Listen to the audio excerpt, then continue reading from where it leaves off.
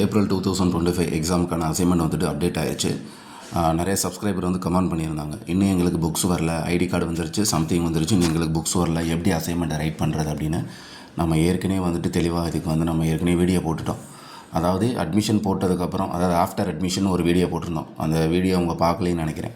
Admission போட்டு 20-25 days கழிச்சுமே உங்களுக்கு books வரல அப்படின்னா நீங்கள் கண்டிப்பாக யூனிவர்சிட்டி விசிட் பண்ணி உங்களுடைய புக்ஸை வந்து நீங்கள் கலெக்ட் பண்ணணும். புக்ஸை கலெக்ட் பண்ணுறதுக்கு எப்படிங்கிறது நம்ம வீடியோ போட்டிருக்கோம்.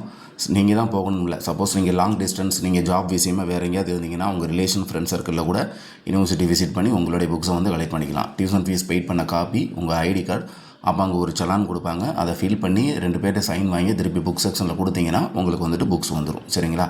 அதனால் 20-25 டேஸ் ஆயிடுச்சு. ஏன்னா இப்போ அட்மிஷன் க்ளோஸ் ஆகி ரொம்ப நாள் ஆயிடுச்சு. ஸோ அதனால் புக்ஸ் வரும்ன்ட்டு வெயிட் பண்ணாமல் நீங்கள் ஏதாவது காண்டாக்ட் பண்ணி புக்ஸ் அவைலபிள் இருக்கான்னு கேளுங்க.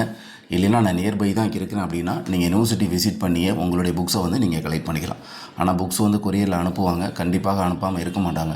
இருந்தாலும் அசைன்மெண்ட் அப்டேட் ஆயிடுச்சு, இன்னும் டைம் இருக்குது. இன்னும் உங்களுக்கு 1 மந்த் ஃபுல்லாக டைம் இருக்குது.